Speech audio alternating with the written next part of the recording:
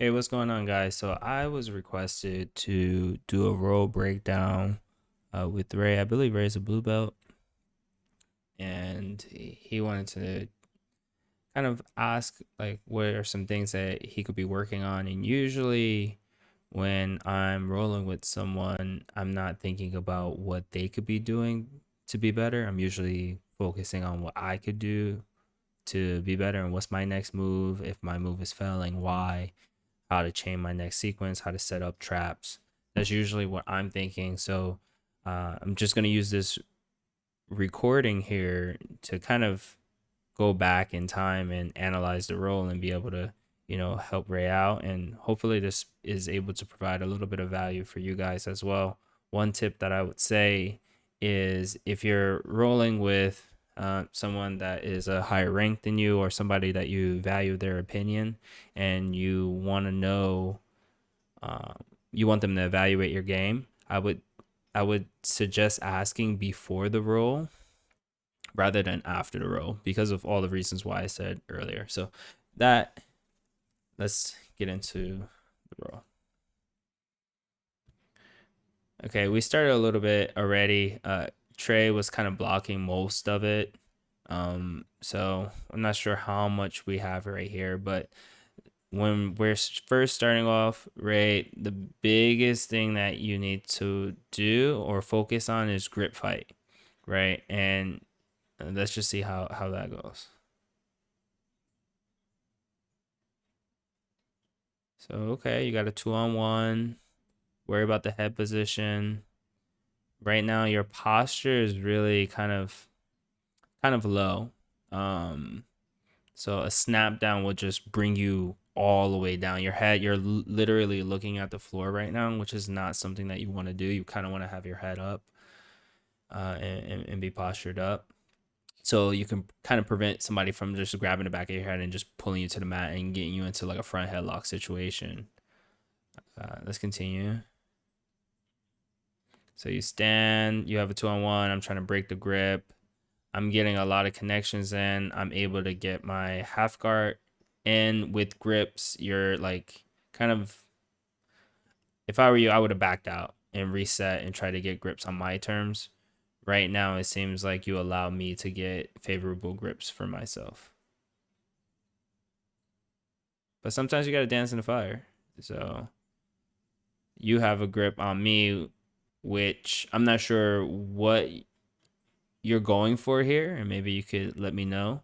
But right now, I'm willing to take this because I have one of your arms trapped, and you just let me like push you over. You just basically swept yourself. I didn't really do anything special. Let's go back just to see that. I have a grip. I'm pretty sure I start extending this leg. The sweep should be if I grab your knee, I should be able to take you over, but I didn't have to do that. You kind of just like sat over yourself. So here, your grip fighting is good. I like this grip right here, this elbow on this side of the arm. I really like that a lot. If you're able to sit up, probably elbow prop, which is going to give me access to your body. But as long as you keep this frame in between, especially where it is currently right now, um, I will have a very hard time taking your back, and you'll be able to spin and recover guard. I can show you in person. But let's continue. You removed it. You hugged my back. Off balanced me, which was really nice. Didn't think that was gonna happen, but it happened. Got me in like a front headlock type of situation, which is nice.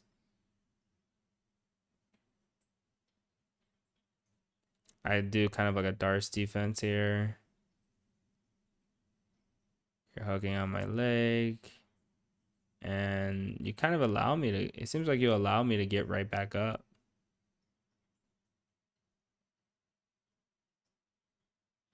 I like you have T-Rex arms.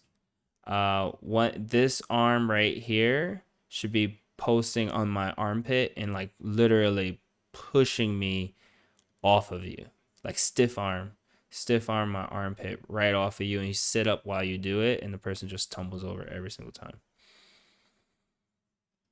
But it's a little bit late now. I'm hugging your legs, making it really hard for you to base out. And from here, I believe I end up going to like a north-south like triangle. If possible, getting on your side, tucking your elbows in, doing more of a running man position would have been able to help you, but I end up locking your head, so it becomes very difficult. So just be wary of when people step over your head. Even if you got a turtle, having your arms up this high makes you very vulnerable to a lot of different attacks, kimuras, arm bars. So we want to keep those elbows really tight to your chest in this position. Potentially go on the side, try not to stay flat, but your head is being pinned, so it's very hard for you right now. And you're kind of like reaching here, like you're reaching a lot, right? You're extending your limbs, you're really trying your best to get your head out, which you end up doing, which is good. But I went and pretty much baited you because you kept reaching your arm out, and you underhooked my leg, which allowed for this reverse triangle. And I believe I'm gonna, okay. So just keeping your arms in would have prevented a lot of that and not like extending them too far. I do think we continue to roll here. So let's see. So I'm playing kind of what, half guard. I'm trying to slide that in. Right now, before I put that hook in, you could have passed over to the side. Try to prevent the person from putting that bottom hook in. Unless you have a half guard like passing sequence that you want to work on. Whatever your passing sequence is. Sometimes you want the hook to be in order to like trap them. I couldn't really see the grips that we were doing. We were grip fighting. Unfortunately, from this angle, I couldn't really see. I rolled into the truck position, which is reversible. It is reversible. Right now, I'm behind your knee. You will have to end up getting behind my knee, but it's very hard to do that. And from here, I'm pretty sure I'm going for the twister.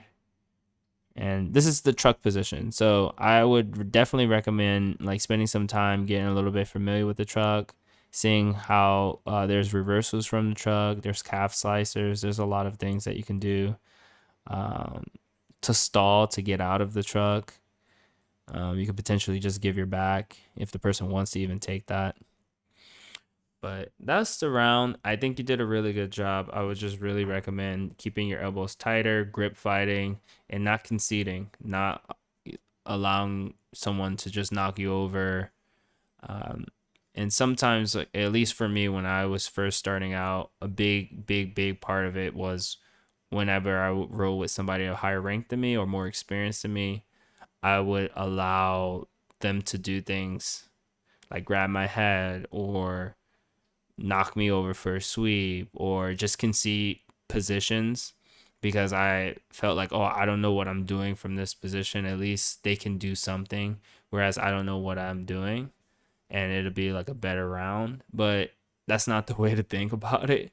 What you should be doing is always grip fighting, always going forward to the position that you want. If they're hooking your leg and you feel uncomfortable about it, disengage. Don't continue. Don't continue down that fight.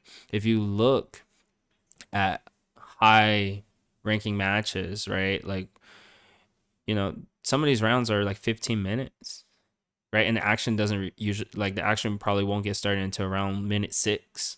So there might be like, 9 minutes of people fighting and going through and not even really doing anything. So you have to really be mindful of that. And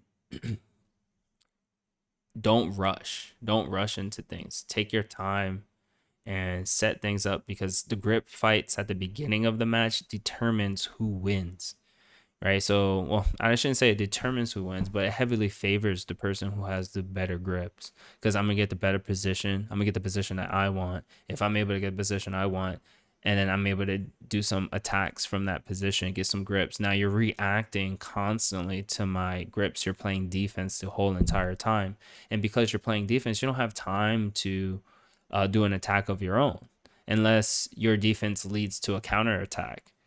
But if I know the counters to my attacks, then your counter attack, I'm gonna counter your counter, right? So if I'm putting you in dilemmas and it's only you only can do A or B, but B has an attack on it, and I'm waiting for B, I'm waiting for you to try it, so then I can do my B, C, D on you, then you don't really stand a chance, opposed to you starting off the grips with the grips that you want, entering the person's guard or passing the guard with the grips that you want, and then you're on the offense, you're setting up things, and I'm constantly having to react and strip grips, and I don't have time.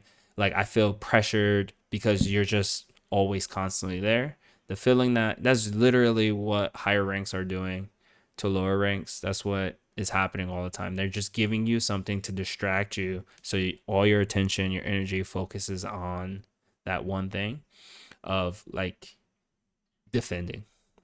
And while you're defending something, you're probably getting swept. And while you're doing something else, right? And so like we can kind of like go back for a second. Where is it? Let's go. Let's look at it like this. Let's go here. Let's see. For example, so because I was pinching your head here, right? I'm forcing you to kind of extend your limbs. Right? You naturally weren't gonna do it before, but I'm pinching your head. I'm not allowing your head to like get out. So I'm giving you a dilemma, like, oh, if I stay here and he postures up, he might be able to attack my arms, whatever. So I gotta get out of here. I don't like being controlled like this, right? So you're like pretty much extending your arms. You get out, you eventually get out, right? And then yeah, you eventually get out for like a split second, but I noticed what your tendency was, right? To extend your arms. So I get out for a little bit, let you think it's good. I start to go back. What are you going to do? You're going to extend your arm to make sure that I don't get there, but I'm waiting for it. So I put my knee right over it, and boom, lock your arm up as an example, right? And so then for another one, I'm constantly giving you like a lot of grips that you're like kind of like backing away at this moment, right? And you're kind of like defending the entire time because I have grips, and you're probably like, oh, what is he going to do with this grip? What is he going to do with this grip? And I honestly, it might not be anything. I might just be seeing what you're doing, right? But I ended up getting 2-on-1, and so which led to an arm drag, a simple arm drag, right?